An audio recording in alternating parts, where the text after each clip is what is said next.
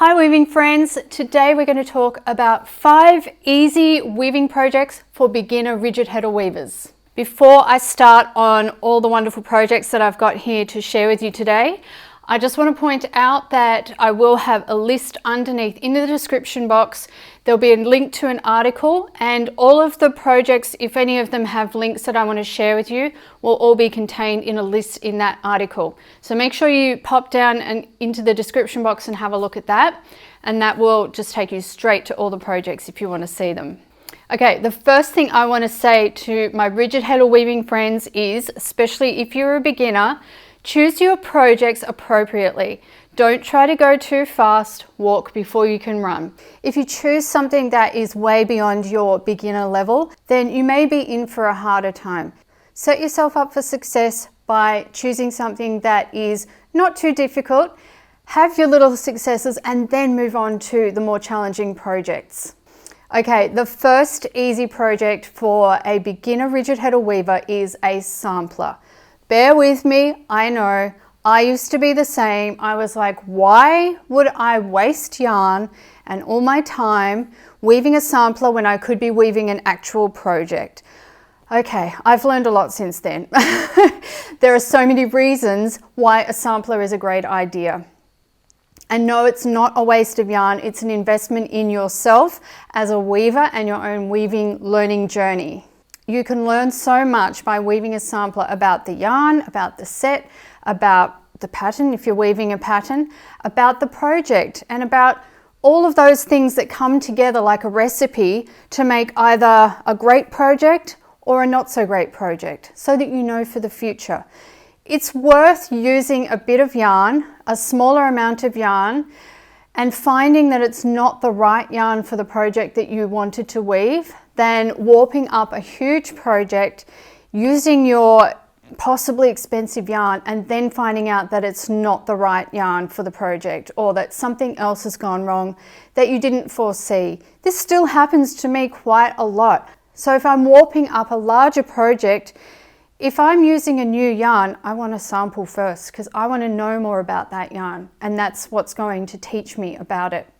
So, do you want to see my very first sampler that I ever wove? I bet you do. Okay, this was a long one actually. So, I don't recommend that you necessarily do this for every project. Hang on, let me show you a smaller one first so that you believe what I'm saying.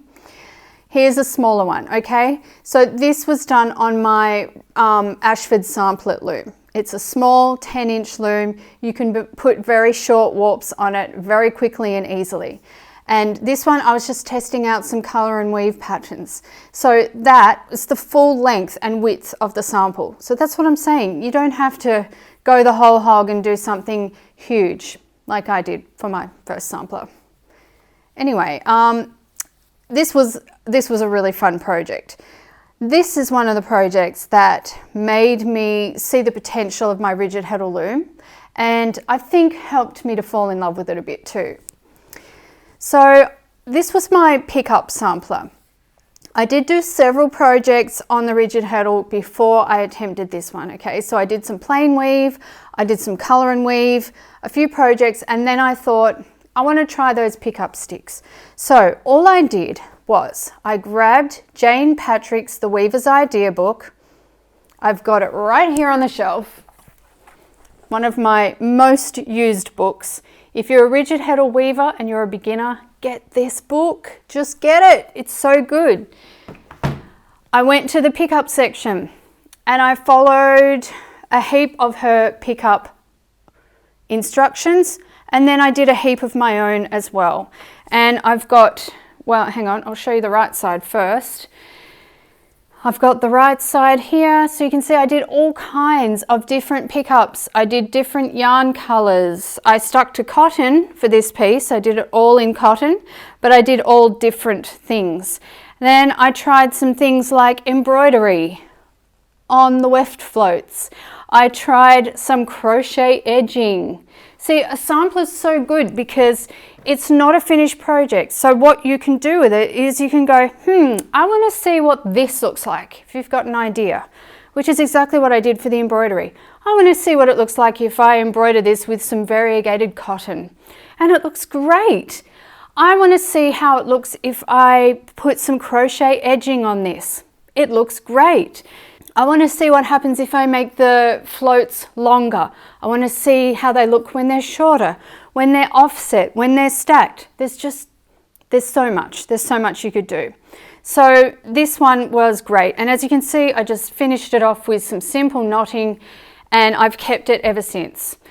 If you made a long sample like this, you could even use it as a scarf if you wanted to. Okay, so some other samplers that I've done. Here's one where I wanted to do some color and weave, but I wasn't sure about the repeats and I wasn't sure about exactly how I wanted it to look or how it was going to work. And so I just put on the color and weave warp that I wanted to do, and then I mucked around with various weft configurations and it told me exactly what I needed to know. I ended up using this top design. Again, it's not a lot of yarn. It's just a little piece of fabric. And if you wanted to, just like with my other sampler that could double as a scarf, you could use this fabric for something. The last little sampler here I have is, this one is from my Lovely and Lacy class. This is a rigid heddle class that I've got at the online weaving school. It's another perfect example of just a small sample, and look at how many different designs you can do on that one sample. I'm not even sure how many I've got on here, but this was me mucking around and seeing how I wanted things to look for my class. Seeing how the fabric would be afterwards. See, with something like this, when you're doing pickup sticks or you're doing lace finger controlled weaves, have a look at that stretch. How would you know how much drawing there's going to be for your particular yarn that you're using and the particular design if you didn't do a sample? Look at the difference in drawing here from this design to this one. You'd need to know that for a project, wouldn't you? Because it's going to impact on your edges and how things look there. So, weave a sampler. Okay, the second beginner project idea is placemats. How simple. Placemats. They are basically a rectangle of fabric. They can be a square of fabric if you want square placemats, but very simple. Usually when you buy placemats, if you buy some fabric placemats, they're just simple plain weave. Sometimes they might have a little decorative edge on them or something. You could just do some plain weave placemats. My beginner rigid heddle class, my most popular class of all, the project is, guess what? Placemats. And we use a thicker yarn that goes with the size heddle that probably came with your loom, a 7.5 or an 8 dent heddle. We use a variegated yarn so that we get some like interesting color plays happening, but all you're doing is plain weave. And then at the end, we just knot them. We just put knots on. Placemats are a great option. Now, that makes me think something like this sample that I did here, this was in a slightly heavier cotton. This could make a placemat. Look at that. That is a placemat. It just hasn't been finished. It doesn't have finished hems. You can hem placemats, you can knot them, you can hem stitch and have a tiny little fringe. There's all kinds of things that you can do, and they're all pretty simple techniques that don't require a heap of knowledge to get you started. Placemats are very achievable for beginners, and they're also something that is useful and attractive. Third beginner project. Well, I couldn't make a video like this without mentioning towels, could I? Towels. I've woven so many towels. I'd like to know how many towels I've woven. I don't know. It must be a lot by now. A lot of them I've sold and, you know, I've lost track of. So, towels. Just like the placemat, they are basically a rectangle of fabric, a bit bigger than a placemat.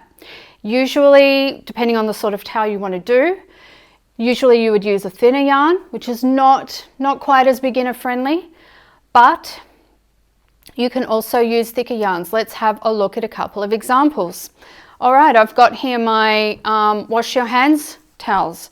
These are a free project that I have. No, you don't have to pay for a pattern. You can just access this, and these are beginner friendly. You might think that they look a little bit fancy. They do look a little bit fancy, but they can be simplified, and I give you options for that within the pattern. For this towel, this is just color and weave. So it's all plain weave. but it's the arrangement of colour that we use. Now these towels use a thicker yarn, a cotton, but a thicker cotton. And so they can be used with your 7.5 or 8 dent heddle as well. Very beginner friendly. The second towel has some pickup with a plain weave border. You don't have to do the pickup if you're not ready for pickup. You can just do, see that top section of plain weave? You can do the entire towel like that and have some lovely stripes. These are very festive looking, aren't they? They'd be great for Christmas. So these are more of a hand towel. So they're quite weighty, and that heavier cotton gives that weight. So better for a hand towel than for like a kitchen dish towel. Again, a placemat. This would be a larger size placemat, but you could adjust the size to make it a little bit smaller. This could be, if you wove it a little longer, it could be a table runner. These kitchen things that we can weave, they're so versatile, but we can make such beautiful things that are functional, which is my favorite. Now, a lot of people say to me, oh, how can you wipe your hands on something so beautiful, or wipe your dishes with something so beautiful? And I'm like, well, I want to use beautiful things, don't you? Doesn't everybody want to use beautiful things? I don't think anything's so beautiful that it can't be used for its purpose. And it's a way for me to really appreciate beautiful things because I'm seeing them over and over, and yet they have a specific function as well. It's perfect. Next towels I've got to show you are the colour and weave towels. This is a recently released class.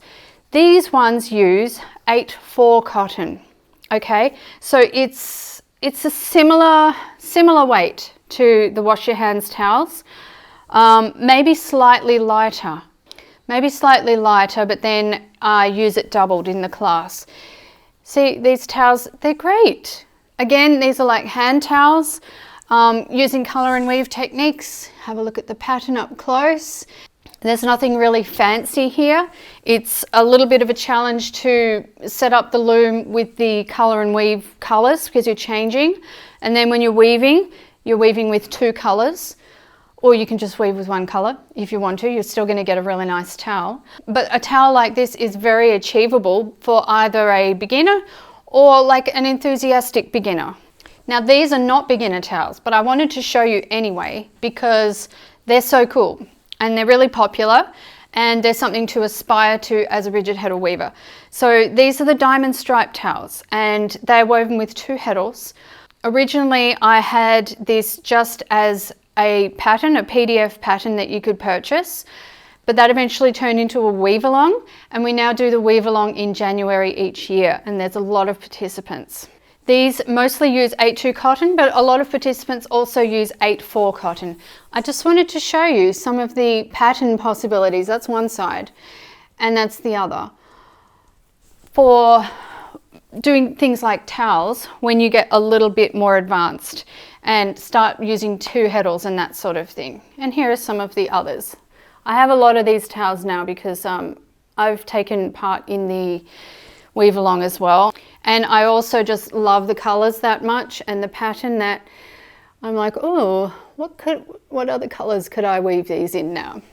The 4th beginner rigid heddle project I have for you as an idea, notebook covers. This notebook I have had for quite a few years now, and it's got a hard cover, and I covered it with some of my hand woven fabric. This is such a fun project because, again, this is basically a sample.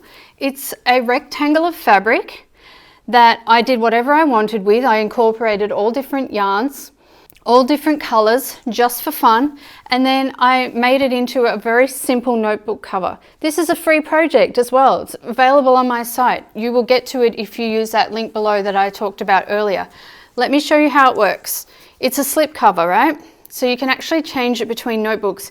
When you use one notebook up, as long as it's the same size, you can slip this on to the next one. Okay, so that's the actual notebook. Hardcover, nice notebook that Teachable gave me. Thank you, Teachable. And this is how it looks. That's the little rectangle, and then if I turn it over, that's the inside. So I lined it with some commercial fabric. I folded the edges in, I sewed it up. It's an easy project. You can do it even if you don't have sewing experience. I show you different ways. I talk about different ways in that article. So you definitely want to check that out if you like the idea of having a notebook cover. And again, this is something that you can just, it's beautiful, but it's practical as well. You can give it as a gift. You can use it on your own notebooks, and it's just a fun, small, fun project. Last but not least, for these fun project ideas, tapestry. You can do a freestyle tapestry or you can do a planned tapestry. Here's a little teensy one that I also did on my Sampleit loom. Obviously that one was a bit planned. I had an idea of what sort of picture I wanted to weave and everything, but I've also woven a couple of freestyle tapestries. You'll see my freestyle tapestry series here on YouTube. I've got two different ones. One is Van Gogh inspired and the other is just out of my head. It just came into being. You can watch those, I'll put the links down below to those series. Tapestry is fantastic because it's really about fun and it's very doable on a rigid heddle loom. I even have a class that shows you basic tapestry techniques on a rigid heddle loom to get you started. You can weave some different patterns and pictures and it's just all lots of fun. It's also a great way to use up stash yarn if you've got little bits and pieces. I mean, we've all got little bits and pieces of yarn sitting around, right? We're weavers, we have so many bits of yarn, but they can be incorporated into tapestries in ways that might surprise you. You can do any size of tapestry depending on the size of your loom. You can do a super small one, you can do a larger one. If you frame them up, they're going to make great presents, or otherwise you can make some beautiful artworks for your own home. One of the cool things with a tapestry is anything goes. Like, you're the artist, you're weaving a weft face weaving, which means that the weft is showing over the warp, and we achieve that by smooshing it down. So we use a fork or some sort of beater to smoosh that weft down as we go. And apart from those basic techniques, you get to do what you want. Friends, thank you for joining me today, and I hope that these projects are super inspiring to you. Don't forget to check out all of my links down below, and until next time, happy weaving!